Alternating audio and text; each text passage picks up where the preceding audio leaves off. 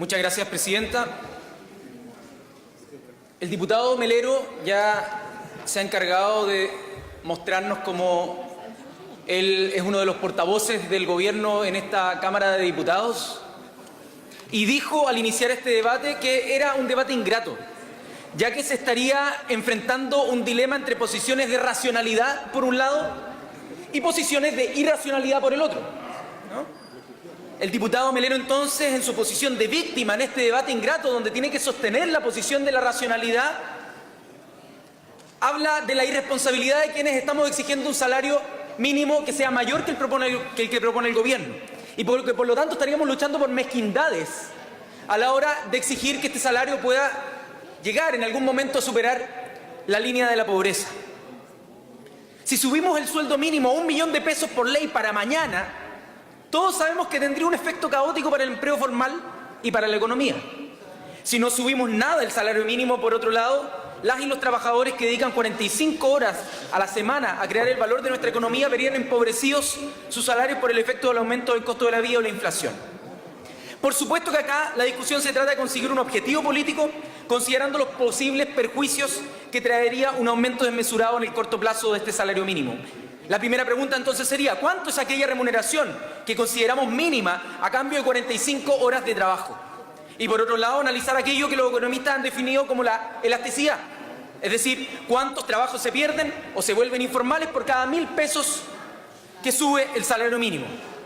Para tener algunos datos en consideración, en el primer quintil de ingresos, es decir, en el 20% más pobre de nuestra población, 1/5 de nuestra población, 1 de cada 5 de nuestros compatriotas, menos de un empleo por hogar existe y más de 4 integrantes por mantener.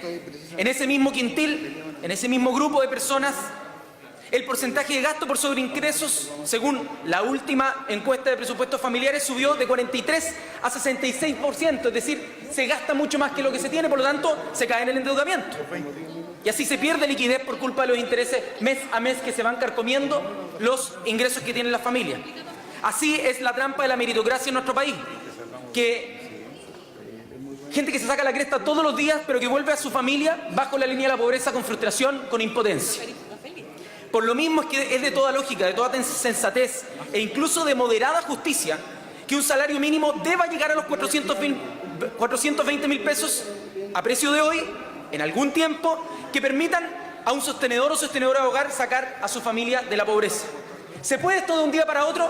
Nuestra conclusión es que no es deseable. Todo indica que sería un cambio muy brusco. Dicen por otro lado, da lo mismo la cifra, igual desde el Frente Amplio, igual desde la oposición, hay sectores que nunca hubieran llegado a un acuerdo. Quiero manifestar que esto es una completa y profunda mentira.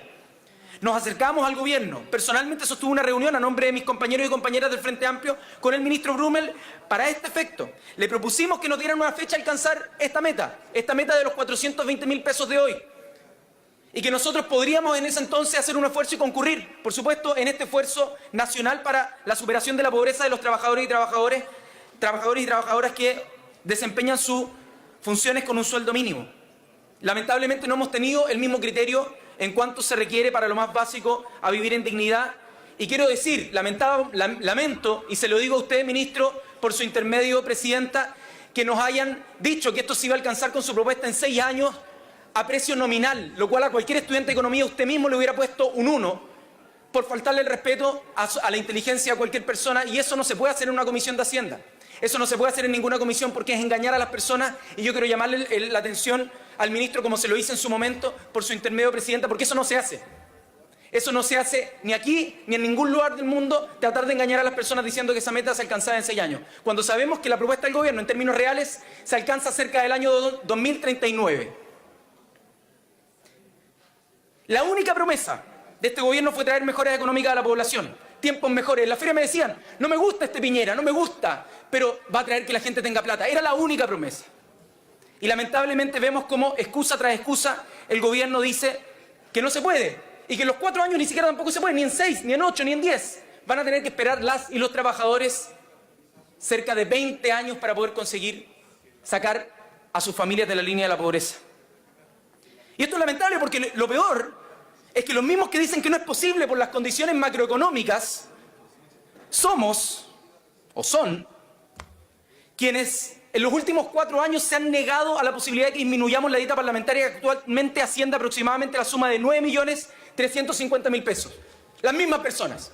Entonces, por un lado, hay economía para poder tener salarios de los representantes, en este caso los diputados, y por otro lado no para el salario mínimo. Y quiero decir que en el último estudio que hicieron economistas de la Universidad de Chile, dice que la evidencia empírica estudiada muestra que los aumentos que hasta ahora han existido en Chile han traído beneficios por la alza de salarios sin costos asociados a la reducción de empleo. O sea, sin costos asociados, lo que hace pensar que hay espacio para alzas más sustantivas que la histórica. Este gobierno está ofreciendo un aumento en el tiempo, en estos 30 meses, peor al que hicieron en el gobierno pasado.